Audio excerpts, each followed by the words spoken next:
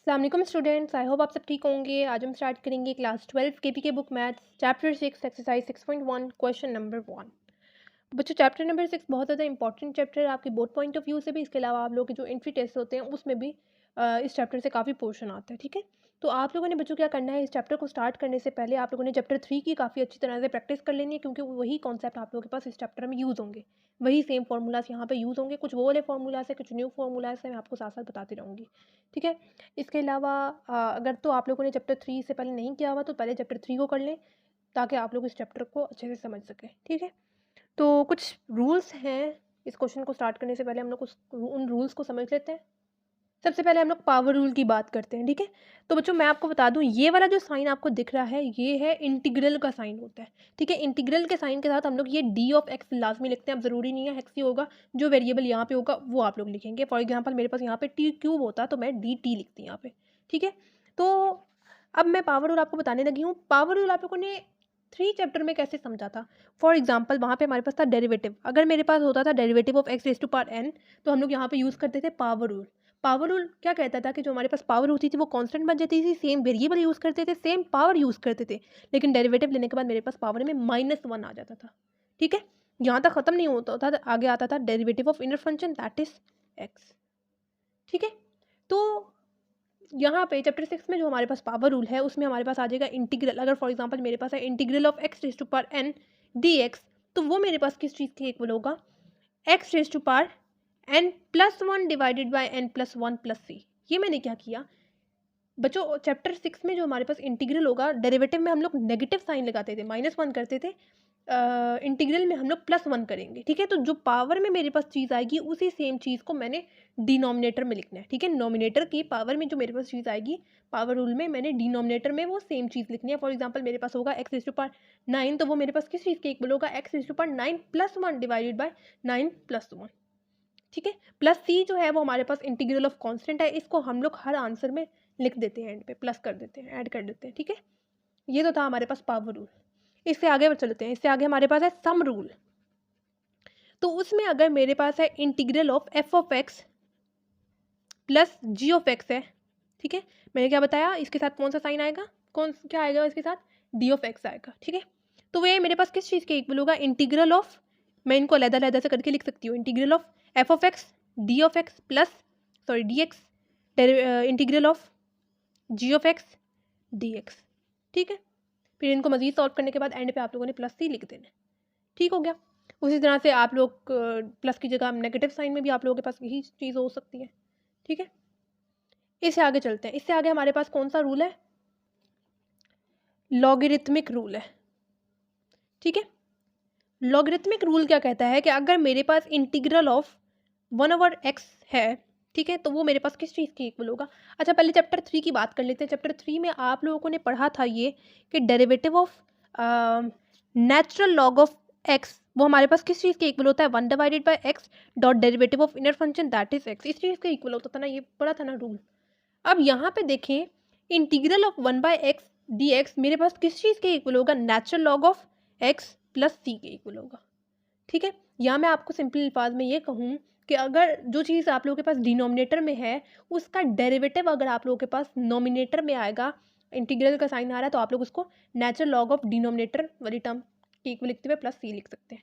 For example मेरे पास given है यहाँ पे 3 divided by x d x, तो 3 इज कॉन्स्टेंट ना, मैं इसको इंटीग्रल से पहले करके लिख सकती हूँ, मेरे पास पीछे आ जाएगा ये। ठीक है, तो डेरिवेटिव ऑफ एक्स मेरे पास किस चीज़ के इक्वल आता है, 1 के इक्वल आता है, 1 नॉमिनेटर में है। ठीक है, किसी भी चीज़ का डेरिवेटिव नॉमिनेटर में एग्जिस्ट करेगा तो वो मेरे पास किस चीज़ के इक्वल आएगा, नेचुरल लॉग ऑफ एक्स के इक्वल आएगा। जो सा 3 है ये मेरे पास पीछे आ जाएगा एज इट इज़। ठीक है, natural log of x plus c. ठीक है, उसी तरह से अगर मेरे पास है इस तरह से कि 1 डिवाइडेड बाई एक्स प्लस 1, ठीक है, डी एक्स, तो डेरिवेटिव ऑफ निकाल लेते हैं। डेरिवेटिव ऑफ एक्स प्लस 1 मेरे पास किस चीज़ के इक्वल आता है, डायरेक्ट डेरिवेटिव दोनों में अप्लाई करें, डेरिवेटिव ऑफ एक्स मेरे पास 1 के इक्वल आता है plus derivative of 1 is constant and constant का डेरिवेटिव होता है 0, 1 + 0 मेरे पास 1 आ जाएगा। ठीक है, तो एक्स प्लस 1 का भी डेरिवेटिव मेरे पास नोमिनेटर में एग्जिस्ट कर रहा है, तो ये भी मेरे पास किस चीज़ के इक्वल आ जाएगा, natural log of x plus 1 plus सी के इक्वल आ जाएगा। ठीक है, बस एक और रूल रह गया है जिसे हम लोग कहते हैं कांस्टेंट रूल। ठीक है, तो वो क्या है कि अगर फॉर एग्जांपल मेरे पास गिवन है इंटीग्रल ऑफ 3 डी एक्स, ठीक है, तो 3 इज कांस्टेंट ना, मैं तो इसको डेरिवेटिव इंटीग्रल से पहले करके भी लिख सकती हूँ, अंदर मेरे पास क्या आ जाएगा 1, ठीक है। अब मुझे पता है किसी भी कांस्टेंट की या किसी भी वेरिएबल की अगर मेरे पास पावर 0 है तो वो मेरे पास किस चीज़ की बुलाएगा, 1 की बुलाएगा, तो मैं लिख सकती हूँ x पावर 0 dx, ठीक है। अब मैंने इस x को देखते हुए यहाँ पे वेरिएबल x लगाया, अगर यहाँ पे t होगा तो आप लोग यहाँ पे t पर वेरिएबल लगाएंगे। अब मुझे पहले वाला रूल याद है जो कि मैंने आपको स्टार्टिंग में बताया था कि अगर किसी भी इंटीग्रल हो x पावर कोई भी पावर हो तो मैं उसको लिख सकती हूँ x power 0 + 1 divided by 0 + 1 plus c, ठीक है। तो 0 + 1 मेरे पास क्या आ जाएगा, 1 आ जाएगा, ठीक है, डिवाइडेड बाई 0 + 1 1 आएगा, डिनोमिनेटर में 1 लिखा हो तो कोई फ़र्क नहीं पड़ता, ठीक है। तो ये मेरे पास आंसर आ गया, ठीक है। मैंने आपको क्या बताया कि जो 3 था वो कांस्टेंट था, उसको बाहर करके लिखा। अगर आप लोगों के पास सिंपल इस तरह का आ जाए कि इंटीग्रल के अंदर कोई भी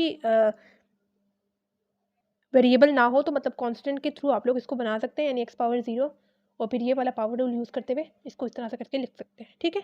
ये तो थे कुछ रूल्स। अभी हम लोग क्वेश्चन को सॉल्व करते हैं, फिर आपको ज़्यादा तरीके से समझ में आ जाएंगे ये रूल्स, ठीक है। क्वेश्चन नंबर 1 हमारे पास है, evaluate the following, A part given है x⁻³ dx। पहला रूल यूज़ करेंगे पावर रूल। क्या मैंने आपको बताया था कि मैं इसको ऐसे लिख सकती हूँ, पावर रूल क्या कहता था कि हमारे पास जो भी पावर होगी उसके साथ हम लोग +1 लगाते हुए, मतलब जो पावर हमारे पास होगी वही डिनोमिनेटर वही टर्म आ जाएगी, और हम लोगों ने ऐड करनी है पावर को, यानी मैं लिख सकती हूँ 3 + 1 divided by 3 + 1 plus c is integral of constant, ये हो जाएगा x power 4 divided by 4 plus c, ठीक है। एंड ये आ गया सिंपली आंसर, ठीक हो गया, पावर रूल सिंपल अप्लाई किया। अब देखिए बी पार्ट गिवन है इंटीग्रल ऑफ a+15 dx। अब देखें a+15 दोनों जो है वो हमारे पास है कांस्टेंट, तो हम लोग इसको इंटीग्रल से पहले करके लिख देंगे, ठीक है। भाई कांस्टेंट रूल यहाँ पे यूज़ करेंगे, पीछे मेरे पास रह गया 1 dx, ये कांस्टेंट है a, ठीक है, बिकॉज हमें यहाँ पे dx गिवन है। ये हो जाएगा a+15 इंटीग्रल ऑफ, अब यहाँ पे मैं लिख सकती हूँ इसको देखते हुए x पावर 0 dx, मतलब वेरिएबल यहाँ पे x था, इस वजह से मैंने x पावर 0 लिखा, ठीक है। तो ये हो जाएगा a+15 integral of x power 0 dx। Next step में कर लेते हैं, पावर रूल अप्लाई कर लेंगे।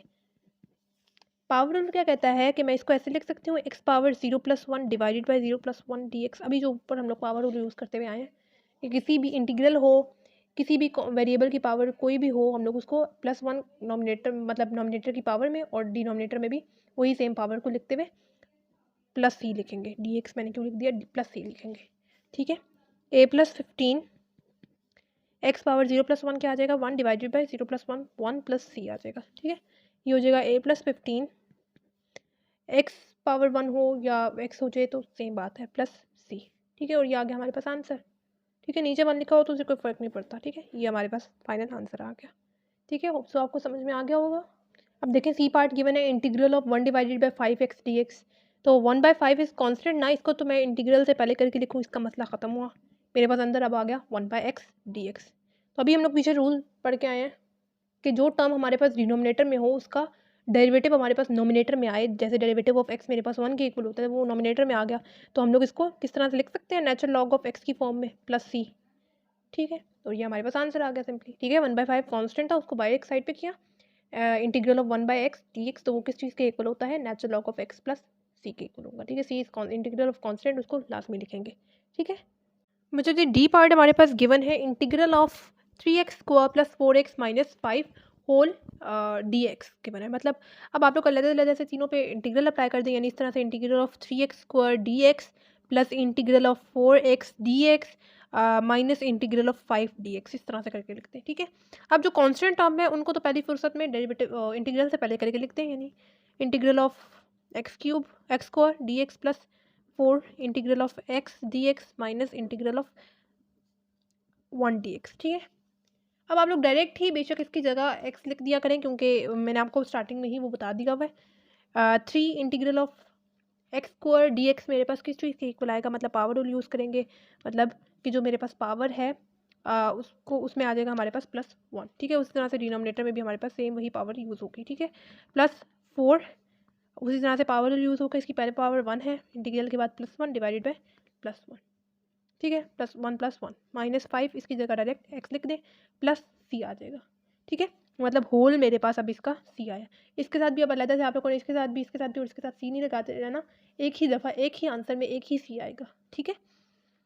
ये हो जाएगा एक्स पावर 2+1 मेरे पास क्या आता है 3 divided by 3 + 4 x power 1+1 2 divided by 2 - 5 x plus c. ठीक है, कटिंग कर लेते हैं।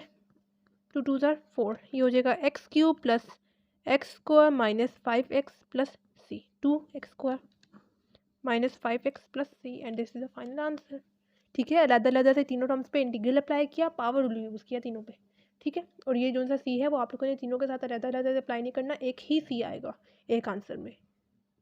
ठीक है, मेरे पास ई पार्ट क्या गिवन है, integral of 1 + 3t × t³ dt। अब जो t³ है ये अंदर ब्रैकेट के अंदर दोनों टर्म्स के साथ पहले हम लोग मल्टीप्लाई करवा लेते हैं। 1 × t³ क्या होता है, t³ हो जाएगा प्लस 3t × t³ मेरे पास क्या हो जाएगा t⁻3t⁻4। ठीक है, dt। अब दोनों पे पिछले पार्ट की तरह अलग अलग से इंटीग्रल अप्लाई कर देते हैं। Integral of t³ dt plus integral of 3t⁻4 dt। अब इसमें पावर रूल हमारे पास अप्लाई होगा। पावर रूल क्या कहता है कि हमारे पास जो पावर है वो उसके साथ आ जाएगा, हमारे पास सेम पावर यूज़ करेंगे +1 आ जाएगा। ठीक है, इंटीग्रल के बाद डिवाइडेड बाय सेम वही पावर को डिनोमिनेटर में लिखेंगे। +3 इस कांस्टेंट, इसको डेरिवेटिव से बेशक पहले करके लिखते हैं। ठीक है, और इंटीग्रल ऑफ t⁻4 मेरे पास किस चीज़ के इक्वल आएगा 4+1 डिवाइडेड बाय 4+1। ठीक है, प्लस आ जाएगा मेरे पास c, t⁻4 3+1 क्या आ जाएगा 4 divided bye 3+1 4 + 3 t⁻5 divided by 5 + c। अच्छा, अब ऐसा है कि आप लोगों ने c उस वक्त लगाना है जब दोनों पे इंटीग्रल अप्लाई हो जाएगा। ठीक है, अब ऐसा नहीं है कि एक पे अप्लाई आप लोगों ने कर दिया, दूसरे के साथ इंटीग्रल साइन आ रहा है और आप लोग +c लगा दें, ऐसा नहीं करना। +c हम लोग तब लिखते हैं जब इंटीग्रेशन का आंसर हमारे पास आ जाता होता है। ठीक है, इंटीग्रल अब हमारे पास स्टेप में तो नहीं आ रहा ना, इस वजह से +c लिखा है।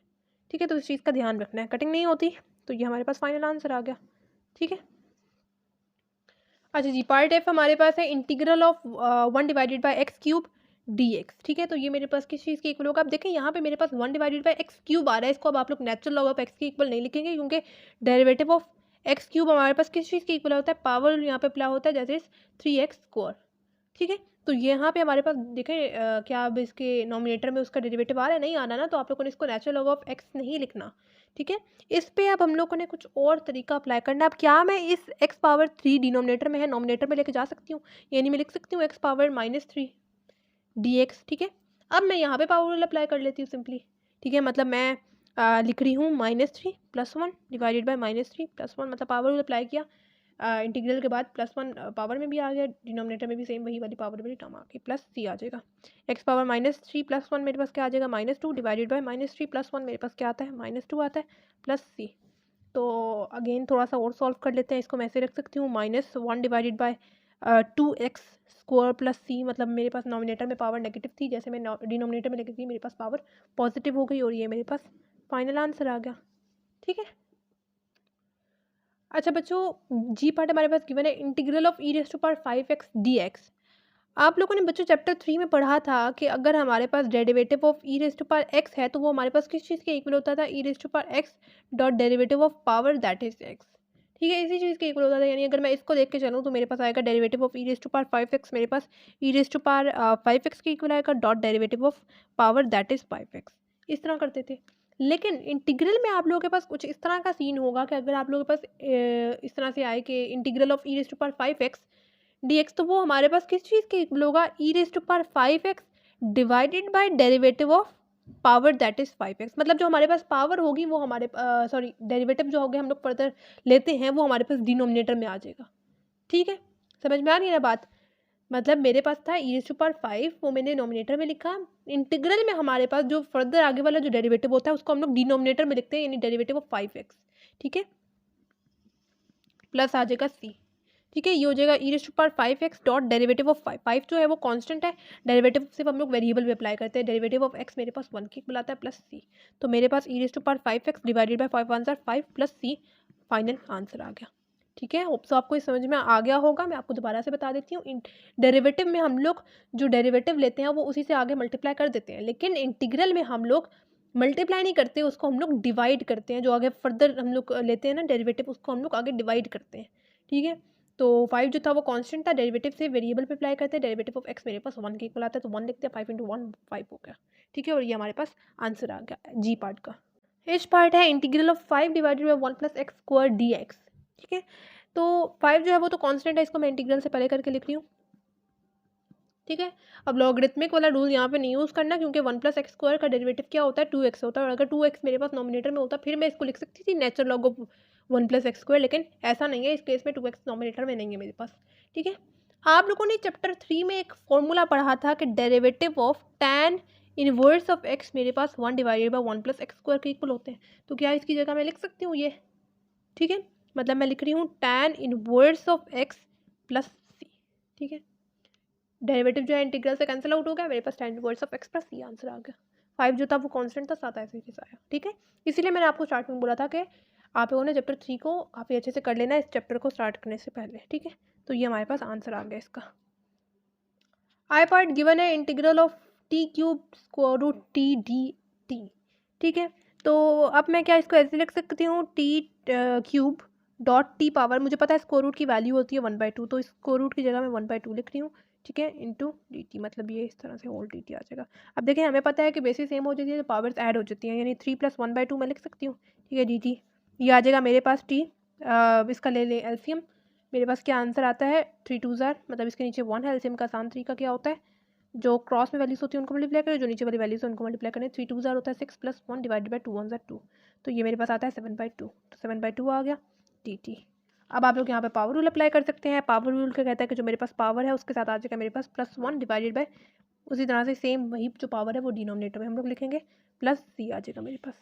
ठीक है, t ये मेरे पास आता है 9/2, मतलब 7/2 + 1 9/2 आ जाएगा। ठीक है, डिवाइडेड बाय 7/2 + 1 9/2 आ जाएगा, प्लस सी। ठीक है, 2 यहाँ पे क्या हो रहा है, डिवाइड हो रहा है, मैं इसको इस तरह से भी करके लिख सकती हूँ, 2 t पावर 9/2 डिवाइडेड बाय 9 + 3, मतलब मुझे पता है यहाँ पे ये चीज़ डिवाइड हो रही थी, मुझे किसी भी चीज़ को डिवाइड से मल्टीप्लाई में कन्वर्ट करना होता है, जो चीज़ नीचे होती है वो ऊपर आ जाती है, जो चीज़ ऊपर होती है वो नीचे चली जाती है। ठीक है, तो वही काम हम लोग ने यहाँ पे किया, या फिर आप लोग सिंपली कर दें 2 को ऊपर ले आए। ठीक है, तो ये हमारे पास फाइनल आंसर आ गया। ठीक है, आई पार्ट का। बच्चों क्वेश्चन नंबर 2 हमारे पास है, evaluate the following indefinite integral by method of substitution. अच्छा, अब आपको क्वेश्चन में इन्होंने सब्स्टिट्यूशन मेथड का बोला हुआ है, तो आप लोग बाउंड है, अब आप लोगों ने सब्स्टिट्यूशन मेथड ही यूज़ करना है। ठीक है, इस इंटीग्रल को सॉल्व करने के काफ़ी मेथड्स होते हैं, हम लोग इंटीग्रल बाय पार्ट्स भी सॉल्व कर सकते हैं, सब्स्टिट्यूशन मेथड भी, और इसके अलावा भी काफ़ी मेथड्स होते हैं। ठीक है, तो यहाँ पे भी इन्होंने क्वेश्चन में सब्स्टिट्यूशन मेथड बोला हुआ है, तो हम लोग सब्स्टिट्यूशन मेथड से ही सॉल्व करेंगे इसको। ठीक है, तो सब्स्टिट्यूशन मेथड में हम लोगों ने करना क्या होता है कि किसी भी चीज़ को हम लोग किसी वेरिएबल के इक्वल लेट कर लेते हैं। ठीक है, अब फॉर एग्जांपल मेरे पास यहाँ पे integral of 3x + 4 whole power 8 given है। ठीक है, तो मैं यहाँ पे 3x + 4 को सिर्फ लेट कर रही हूँ टी के इक्वल, पावर को नहीं लेना आपने। ठीक है, 3x + 4 को मैं लेट कर रही हूँ टी के इक्वल। ठीक है, अब मैंने क्या करना है, मैंने दोनों तरफ, ये मैं आपको बता रही हूँ सारे क्वेश्चन इस तरह से सॉल्व हो गए। ठीक है, अब आप लोगों ने दोनों तरफ ले लेना है डेरिवेटिव। ठीक है, यानी मैं इस तरफ भी डेरिवेटिव ले रही हूँ with respect to independent variable, आप लोगों ने लेना है। इंडिपेंडेंट वेरिएबल क्या है, x है या t है, इंडिपेंडेंट वेरिएबल t है। ठीक है, और यहाँ पे क्या आ जाएगा d/dx, मतलब उस तरह से d/dx लेफ्ट साइड पे भी और d/dx राइट साइड पे भी। d/dx इस तरफ लेफ्ट साइड पे ऐसे लिखती है और d/dx राइट साइड पे dt/dx, जो dt था वो उसके साथ मल्टीप्लाई हुआ तो dt/dx हो गया। ठीक है, अब डायरेक्ट डेरिवेटिव दोनों पे अप्लाई करें। डेरिवेटिव ऑफ 3x मेरे पास क्या आता है, 3 कांस्टेंट, उसको डेरिवेटिव से पहले करके लिख दें, और इस तरह से डेरिवेटिव से वेरिएबल पे अप्लाई करें, प्लस डेरिवेटिव ऑफ 4 ये हो जाएगा dt/dx। 3 डेरिवेटिव ऑफ x मेरे पास 1 के इक्वल आता है, प्लस 4 डेरिवेटिव ऑफ 4 मेरे पास क्या आएगा, 0 आएगा, क्योंकि 4 इज कांस्टेंट, एंड कांस्टेंट्स का डेरिवेटिव क्या होता है, 0 होता है। 3 1 ज़ार आ जाएगा 3, प्लस 0 लिखने की जरूरत नहीं है, ये आ गया मेरे पास dt/dx इक्वल्स टू 3।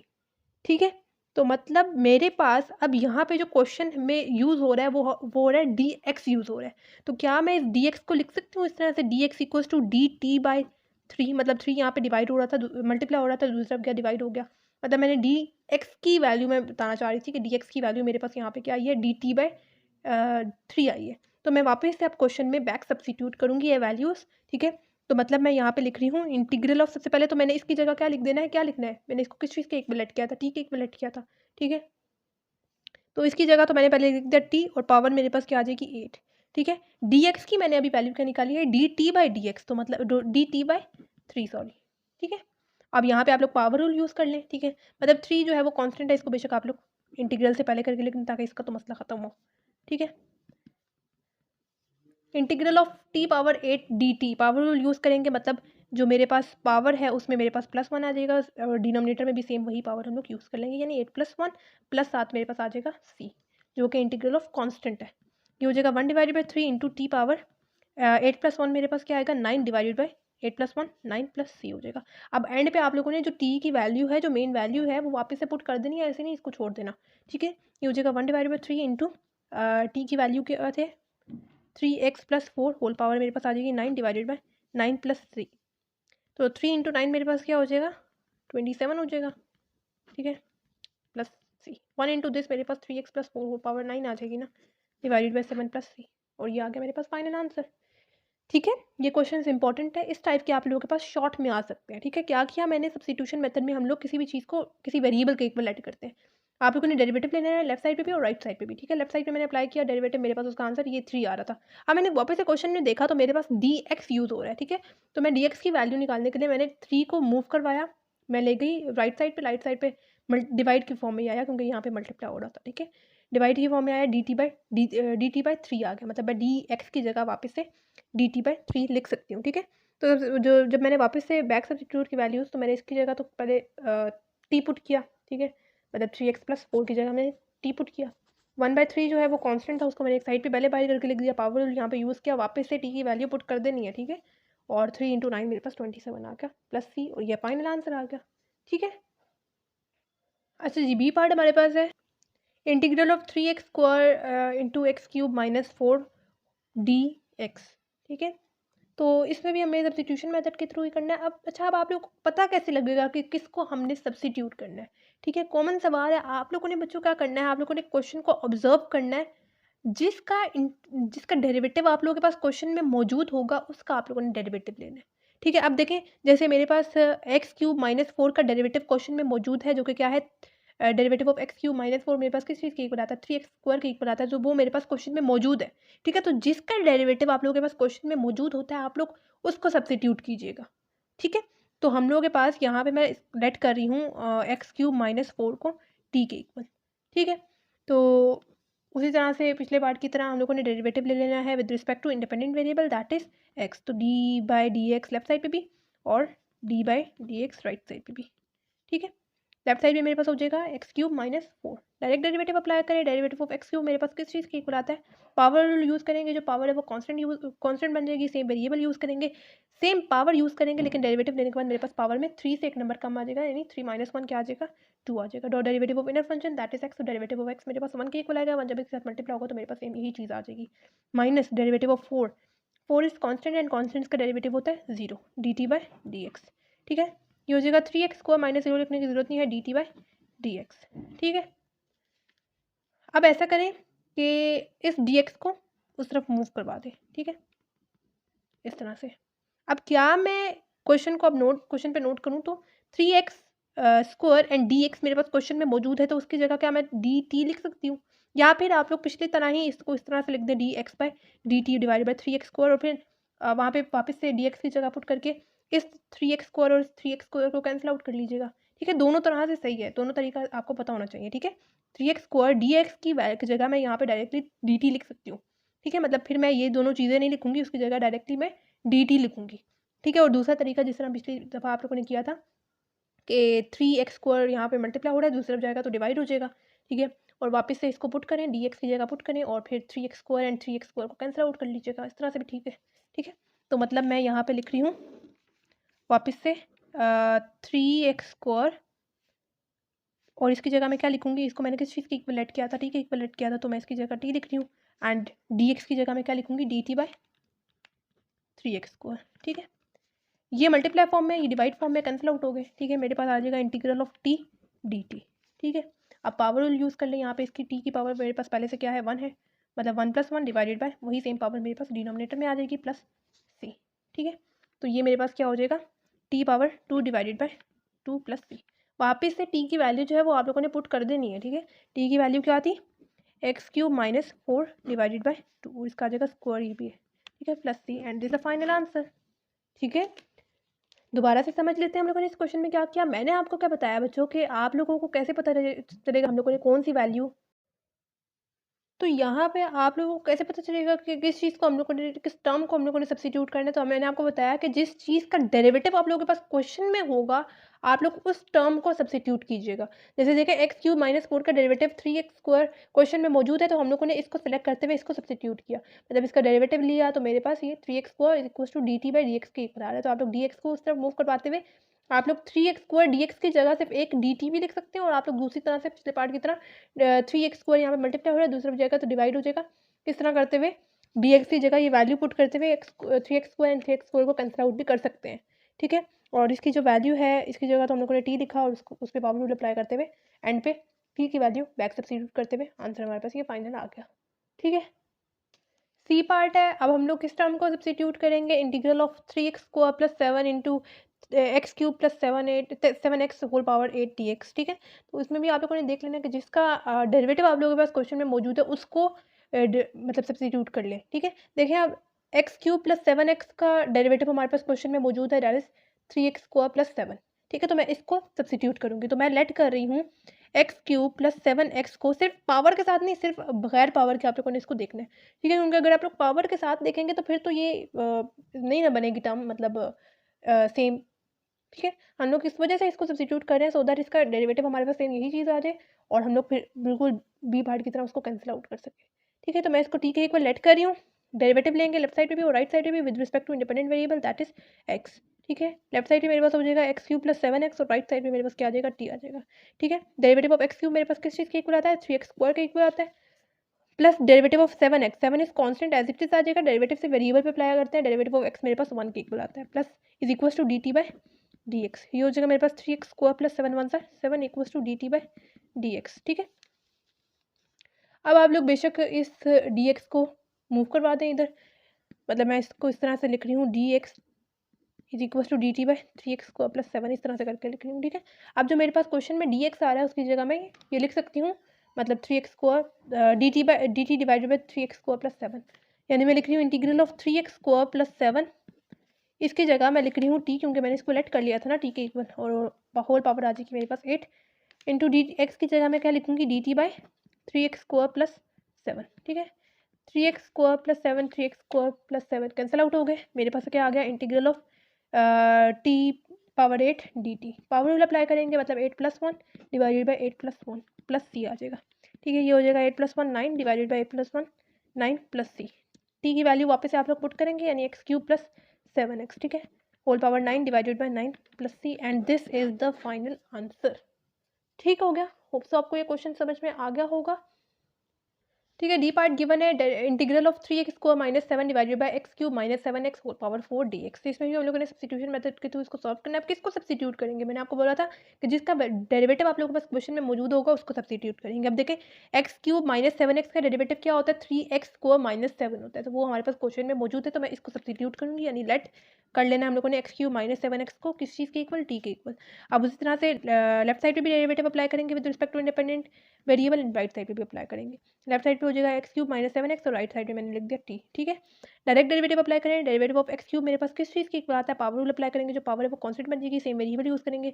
पावर में अब मेरे पास 3 से एक नंबर कम आ जाएगा, यानी 2 dot derivative inner function that is x, तो डेरिवेटिव ऑफ x मेरे पास 1 के इक्वल आता है, ठीक है। और 1 जब इसके साथ मल्टीप्लाई होगा तो मेरे पास सेम यही चीज़ आ जाएगी। एंड डेरिवेटिव ऑफ 7x मेरे पास किस चीज़ की इक्वल आता है, 7 एज इट इज आ जाएगा, कांस्टेंट डेरिवेटिव से वेरिएबल पर अप्लाई करते हैं दैट इज x, तो डेरिवेटिव ऑफ x मेरे पास 1 के इक्वल आता है, इक्वल टू dt/dx। ये हो जाएगा 3x² - 7 1 7 इक्वल टू dt/dx। अब dx को उस तरफ मूव करवा दें, यानी मैं लिख सकती हूँ dx equal to dt divided by 3x² - 7, ठीक है। तो मतलब अब जो मेरे पास क्वेश्चन में dx यूज हो रहा है उसकी जगह मैं ये लिख सकती हूँ dt डिवाइडेड बाय 3x² - 7, ठीक है।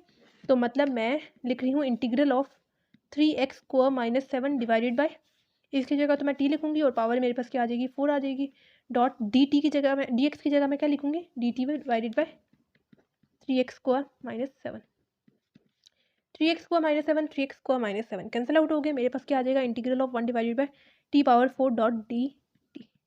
अब मजीद इसको सॉल्व करने के लिए मैं t⁻4 को नॉमिनेटर में लेके जा रही हूँ, डिनोमिनेटर में पावर पॉजिटिव है, जैसे नॉमिनेटर में लेके जाऊंगी मेरे पास पावर नेगेटिव होगी। अब नेक्स्ट स्टेप में मैं इस पर पावर रूल अप्लाई कर लूँगी। पावर रूल क्या कहता है कि मेरे पास पावर में आ जाएगा +1, उसी तरह से सेम जो पावर है वो डिनोमिनेटर में भी आ जाएगी, प्लस साथ आ जाएगा c, ठीक है। अब जो t की वैल्यू है वो वापस हम लोग क्वेश्चन में इधर पुट कर देंगे, यानी x³ -7x और पावर मेरे पास क्या आ जाएगी -4 + 1 क्या आ जाएगा -3 डिवाइडेड बाय -4 + 1 क्या आता है -3 + c and this is the final answer. ठीक है, वही बात है कि जिसका डेरिवेटिव आप लोगों के पास क्वेश्चन में मौजूद होगा उस टर्म को आप लोगों ने सब्स्टिट्यूट करना है सो दैट हमारे पास वही डेरिवेटिव लेने के बाद वही टर्म दोबारा से आए, हम लोग उसको कैंसिल आउट कर सके जैसे इधर किया। उसके बाद सिंपल आ गया, आप लोगों ने पावर रूल अप्लाई कर दिया और ये हमारे पास फाइनल आंसर आ गया। ई पार्ट गिवन है integral of 6t divided by square root 3t² - 7 dt।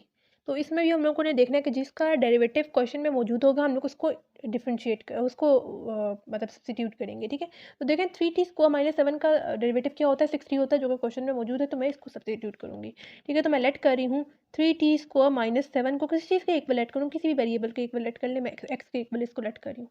अब डेरिवेटिव लेंगे, derivative with respect to independent variable that is t. ठीक है, अब टी लेंगे, डी बाई डी एक्स नहीं लेंगे। आप लोग बेशक कंफ्यूज हो रहे हैं तो हम लोग यहाँ पे ले लेते हैं वी ले लेते हैं, इसको वी के इक्वल लेट कर लेते हैं ताकि आप लोग डी बाई डी एक्स ना लिखें। इंडिपेंडेंट वेरिएबल जो है वो यहाँ पे टी है। ठीक है, तो D by d T left side पे भी और D by d T right side पे भी। ठीक है, इधर आ जाएगा बी और यहाँ पे मेरे पास क्या आ जाएगा 3t² - 7। डायरेक्ट डेरिवेटिव अप्लाई करें, डेरिवेटिव ऑफ 3t² मेरे पास क्या आता है 3 is constant and derivative of t² मेरे पास क्या आता है 2t आता है। ठीक है, minus derivative of 7 is constant and constant का डेरिवेटिव होता है 0 d v by d t. ये हो जाएगा 3 2 60 माइनस 0 लिखने की जरूरत नहीं है d v by d t. ठीक है, अब मैं क्या लिख सकती हूँ, मतलब क्वेश्चन को देखते हुए डी टी को उधर शिफ्ट कर रही हूँ एंड डी 60 यहाँ पे आ जाएगा डिवाइड होके। ठीक है, अब जो मेरे पास क्वेश्चन में डी टी आ रहा है उसकी जगह क्या मैं ये वाली वैल्यू लिख सकती हूँ, वहाँ पे से पुट कर सकती हूँ।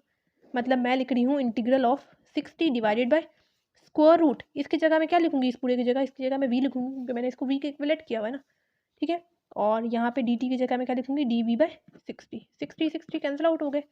ये आ जाएगा मेरे पास 1 divided by v power square root की वैल्यू मुझे पता क्या होती है 1/2 होती है, तो स्क्वायर रूट की जगह मैं लिख सकती हूँ 1/2। ठीक है, और यहाँ पे क्या आ जाएगा डी वी आ जाएगा। अब मैं इस v पावर 1/2 को नोमिनेटर में ले जाऊंगी तो मेरे पास पावर क्या हो जाएगी -1/2 हो जाएगी डी वी। अब यहाँ पे पावर रूल अप्लाई करेंगे। पावर रूल क्या कहता है कि हमारे पास जो पावर है उसमें क्या आ जाएगा +1 आ जाएगा। ठीक है, डिवाइडेड बाय सेम वही पावर जो है वो हमारे पास डिनोमिनेटर में आ जाएगी +c। ठीक है, v पावर देखें -1/2 +1 मेरे पास क्या आता है यहाँ पे 1/2 आ जाएगा। ठीक है, उसी तरह से डिवाइडेड बाय -1/2 +1 मेरे पास क्या आता है 1/2 आता है +c। ठीक है, अब मुझे पता है कोई भी चीज़ डिवाइड हो रही होती है मुझे उसको मल्टीप्लाई में कन्वर्ट करना होता है। जो चीज़ डिवाइड में होती है वो ऊपर आ जाती है एंड सॉरी डिनोमिनेटर में होती है वो नोमिनेटर में आ जाती है, जो चीज़ नोमिनेटर में होती है वो डिनोमिनेटर में चली जाती है +c। तो नीचे 1 लिखा हो तो उससे कोई फर्क नहीं पड़ता, v की वापस से वैल्यू हम लोगों ने यहाँ पे पुट कर देनी है दैट इज 3t² -7। ठीक है, power 1/2 +c and this is the final answer. ठीक है, क्या किया मैंने आपको बताया कि जिस टर्म का डेरिवेटिव क्वेश्चन में मौजूद होता है उसको सब्स्टिट्यूट कीजिएगा। सब्स्टिट्यूट किया, डेरिवेटिव अप्लाई किया, मेरे पास ये आंसर आ रहा था। डी टी की जगह मैंने ये चीज़ पुट की, फिर हम लोगों ने यहाँ पे सिंपल वी पावर 1/2 को नोमिनेटर में ले गए, मेरे पास पावर नेगेटिव हो गई, पावर रूल अप्लाई किया +1 किया, वही सेम पावर जो है वो हम लोग ने डिनोमिनेटर में लिखी। ठीक है, और यहाँ पे हम लोगों ने मज़ीद इसको सॉल्व करते हुए हमारे पास ये वापस से आंसर आ गया। ठीक है, अच्छा जी, पार्ट एफ हमारे पास है integral of square root r power 1/3 + 4 divided by r power 2/3 dr। ठीक है, अब मैंने आपको बताया था कि किस चीज़ को सब्स्टिट्यूट करेंगे कि जिसकी पावर जिसका डेरिवेटिव हमारे पास क्वेश्चन में मौजूद होगा। ठीक है, तो हम लोग अगर r पावर 1/3 + 4 को सब्स्टिट्यूट करते हैं तो उससे हमारे पास r पावर 2/3 आ जाती है। ठीक है, तो मैं इस चीज़ को सब्स्टिट्यूट करूँगी, तो मैं लेट कर रही हूँ r पावर 1/3 + 4 को किस चीज़ के इक्वल टी के इक्वल। ठीक है, तो अब हम लोगों ने दोनों तरफ डेरिवेटिव अप्लाई करना है with respect to independent variable that is r. The left side पे भी और राइट साइड पे भी। लेफ्ट साइड पे मेरे पास हो जाएगा r पावर 1/3 + 4 और राइट साइड पे मेरे पास क्या हो जाएगा टी हो जाएगा। ठीक है, D divide by D R लिखा हुआ है मैंने। ठीक है, तो डायरेक्ट डेरिवेटिव दोनों पे अप्लाई करें, इस पे भी और इस पे भी। ठीक है, यहाँ पे देखें हमारे पास पावर रूल यूज़ होगा। पावर रूल क्या कहता है कि हमारे पास जो पावर है वो कांस्टेंट बन जाएगी, सेम वेरिएबल यूज़ करेंगे, सेम पावर यूज़ करेंगे, लेकिन डेरिवेटिव लेने के बाद मेरे पास पावर में आ जाएगा -1।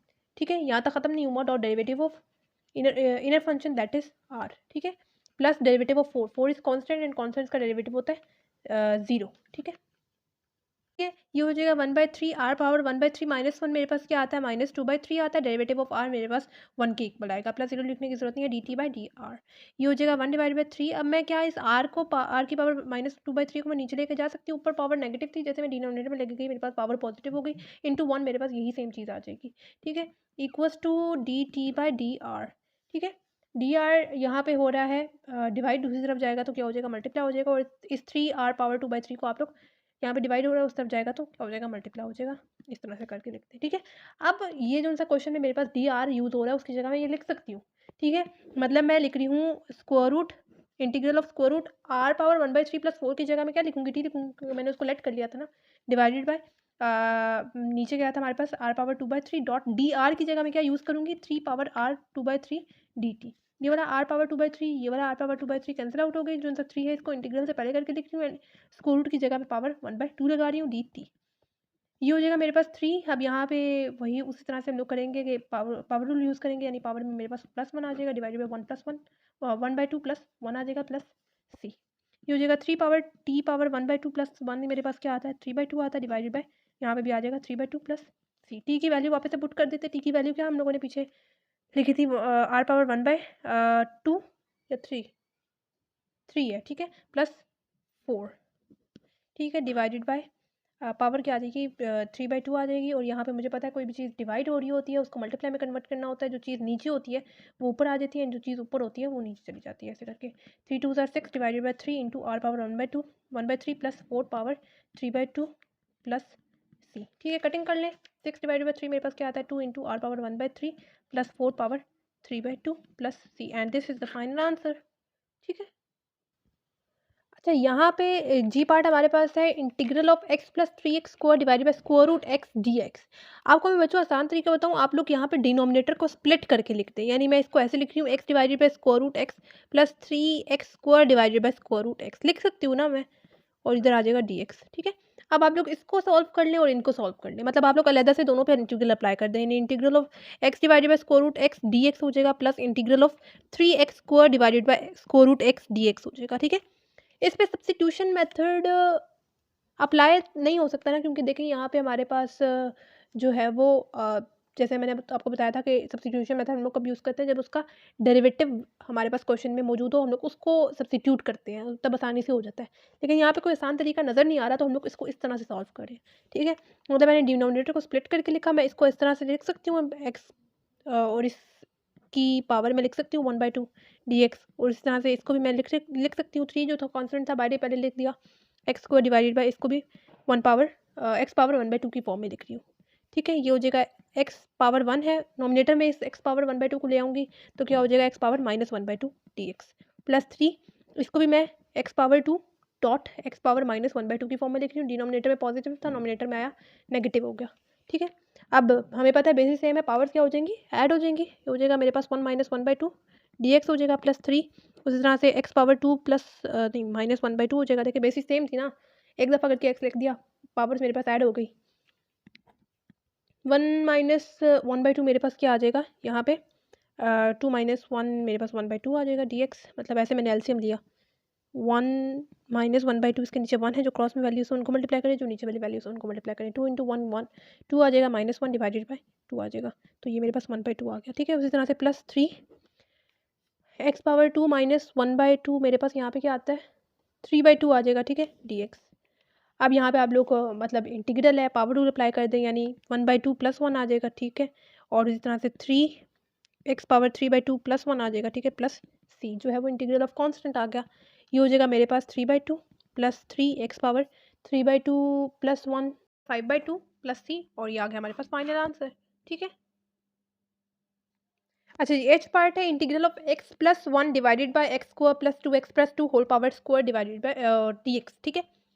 इसमें भी हम लोगों ने सब्स्टिट्यूशन मेथड यूज़ करना है, और सब्स्टिट्यूशन मेथड हम लोग मैंने आपको बताया था कैसे हम लोग किस चीज़ को हम लोग किस टर्म को हम लोग सेलेक्ट करेंगे, उसमें मैंने आपको बताया था कि जिसका डेरिवेटिव आप लोगों के पास क्वेश्चन में मौजूद हो आप लोग उसको उसको सब्स्टिट्यूट कीजिएगा। तो एक्स स्क्वायर प्लस 2x + 2 का डेरिवेटिव क्या होता है 2x + 2 होता है, ठीक है। तो मेरे पास सिर्फ यहाँ पे नोमिनेटर में 2 की कमी है, हम लोग क्या करते हैं डिनोमिनेटर वाली टर्म को सब्स्टिट्यूट करते हैं, बाद में हम लोग 2 को डिवाइड भी कर देंगे एंड 2 को मल्टीप्लाई भी कर देंगे सो दैट फिर हम लोग उस टर्म को कैंसिल आउट कर सके। ठीक है, तो अभी के लिए आप लोग इसको सब्स्टिट्यूट करें डिनोमिनेटर बाई टर्म को, यानी इसको लेट कर लें टी के इक्वल, उसी तरह से डेरिवेटिव लेंगे with respect to independent variable that is x, left side पे भी और राइट साइड पे भी। लेफ्ट साइड पे हो जाएगा x square plus 2x plus 2, direct derivative apply करें, डेरिवेटिव ऑफ एक्स स्क्वायर मेरे पास 2x के इक्वल आता है plus derivative of 2x, 2 is constant तो वो एज इट इज आ जाएगा, डेरिवेटिव ऑफ x मेरे पास 1 के इक्वल आता है plus derivative of 2 is constant, constant का डेरिवेटिव होता है 0, ये हो जाएगा dt बाय dx, ये हो जाएगा मेरे पास 2x प्लस 2 1 2 प्लस डेरिवेटिव लिखने की जरूरत नहीं है, dt बाय dx। ठीक है, अब इस dx को उधर मूव करवा दें एंड ये हो जाएगा dt बाय 2x प्लस 2। ठीक है, अब ये जो सा मेरे पास क्वेश्चन में dx यूज़ हो रहा है उसकी जगह मैं क्या ये लिख सकती हूँ। ठीक है, मतलब मैं लिख रही हूँ integral of x plus 1 divided bye, इसकी जगह तो मैं t लिखूंगी, इसका आ जाएगा स्क्वायर इनटू dx की जगह मैं क्या लिखूंगी dt divided by x 2x plus 2। ठीक है, यहाँ पे आप लोग ऐसा करें कि यहाँ से 2 को ले लें कॉमन, मतलब इस तरह से मैं कर रही हूँ, 2 को मैंने कॉमन लिया, अंदर मेरे पास x प्लस 1 आ गया, ये वाला x प्लस 1 एंड ये वाला x प्लस 1 कैंसिल आउट, ये जो सा 2 है ये कांस्टेंट है, इसको मैं इंटीग्रल से बाहर करके लिख रही हूँ, ये आ जाएगा 1 divided bye T square into D T. इस टी स्क्वायर को नॉमिनेटर में ले जाए तो मेरे पास क्या हो जाएगा टी पावर -2 हो जाएगा। ठीक है, डी टी। अब आप लोग यहाँ पे पावर रूल अप्लाई कर लें, पावर रूल कैसे अप्लाई करेंगे +1 और डिवाइड में भी मेरे पास वही सेम पावर आ जाएगी। ठीक है, साथ आ जाएगा प्लस सी। अब टी की वैल्यू वापस सपोर्ट कर दे, टी की वैल्यू क्या थी x square plus 2x plus 2। ठीक है, पावर में आ जाएगा -2 -1 क्या आता है -1 डिवाइडेड बाय -2 -1 क्या आ जाएगा -2 +1 मेरे पास क्या आ जाएगा -1 आ जाएगा प्लस सी। ठीक है, ये मेरे पास आ जाएगा। अब क्या मैं इसको ऐसे लिख सकती हूँ -1/2 पावर मतलब x square plus 2x plus 2 की पावर मेरे पास ऊपर नेगेटिव है, जैसे मैं डिनोमिनेटर में लेके जाऊंगी मेरे पास पावर जो है इसकी पॉजिटिव 1 हो जाएगी। ठीक है, प्लस सी, और ये आ गया हमारे पास फाइनल आंसर।